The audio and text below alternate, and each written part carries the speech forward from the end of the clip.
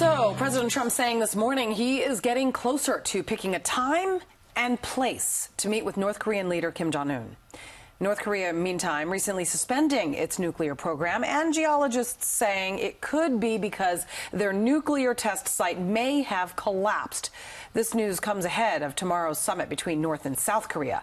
General Jack Keane is a retired four-star general, former vice chief of staff of the U.S. Army, chairman of the Institute for the Study of War, and Fox News senior strategic analyst. General Keane, always great to see you. Good to see you.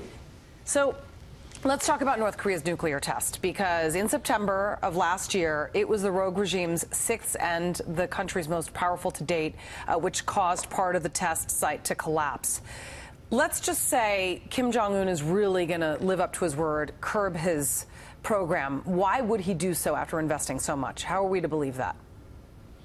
Well, first of all, we don't know if that's serious or not, but there are a number of signs that should encourage us, because he's been on sort of a diplomatic blitz ever since he invited himself to the Olympics and engineered President Moon to come and have a summit with him, by the way, which starts in a number of hours in South Korea, and also invited President Trump to come. And then he's dropped a number of concessions on the table as well. So he's heading towards this summit with President Moon, and I suspect something positive will come out of that, Julia, because I think what they'll agree to is an end to the Korean War, an end to the armistice, and possibly a pathway to pull back the troops from their mutual border that they have. There's a 2-mile demilitarized zone that separates them, but the fact is the North Korean army is on the border, right, and much of the South Korean army is on the border.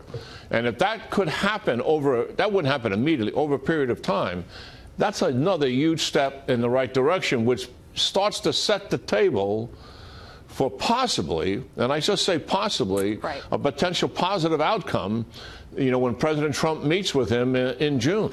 Last week, Kim Jong Un ordered that the test site be closed, and he announced that North Korea no longer needed, and let's just pay attention to that word, needed, to test nuclear weapons.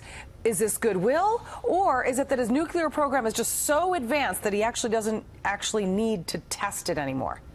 Well, I think I accept the Chinese report that it collapsed as a result of his last test, and it's likely contaminated and not usable. Right. And he's typically disingenuous with us.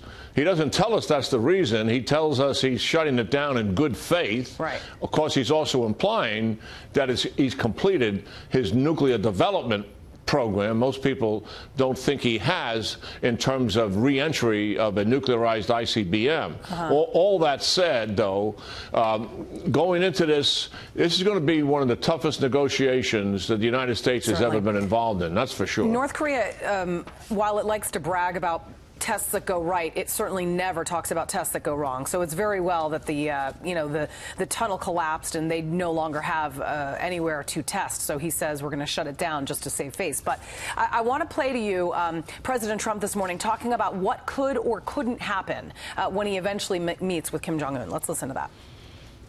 It could be that I walk out quickly, with respect, but it could be that maybe the meeting doesn't even take place. Who knows? The nuclear war would have happened if you had weak people. We had weak people. This should have been settled long before I came into office. This is a much different ballgame than if they did it 5 or 10 or 20 years ago. This is a much more dangerous ballgame now.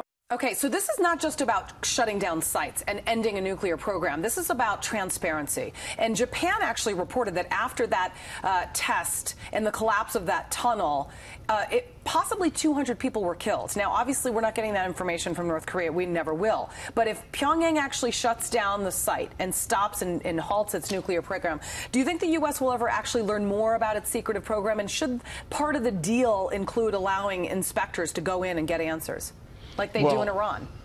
As the president said, I mean, first of all, we're at this point, and the president is right when he talks about previous administrations did not accomplish what they should have. Look what he's been able to accomplish. And I'm not being Pollyannish about it. These are facts. He's moving to a summit for the first time with a North Korean leader, and the North Korean leader has put on the table taking away his nuclear power capability. That's what he said. They've always lied. They've always manipulated us. They've always cheated. They've always wanted concessions out of it. That could be the game that's being played here. If that's the game, Trump's going to walk away from it. President Trump is going to walk away from it for sure. So what I suspect here is that if he's serious, it would look something like this. The program is frozen, as he's already stated. The second thing would be to disable his nuclear weapons, because that's something you can begin to do immediately. And then we would have to verify that with inspectors at all sites. Third thing is eventually they would dismantle the nuclear weapons. That would also have to be verified at all sites. We would also have to go to his research sites and his development sites to make certain that none of that is taking place, and also his ballistic missile sites. That is a long-term program. I don't think it takes years, as Kim Jong Un would probably want it to take, but it's going to take some time, and it's going to have a lot of specifics and milestones associated. So this is the beginning. If this is positive, Julie, if this is really going to turn into something, and we're not wasting the president's time, then we're in the beginning of something that will take a considerably long time with a lot of detail. All right. Gotta go. But appreciate you coming on, of course. General Jack Keane, always great to see you.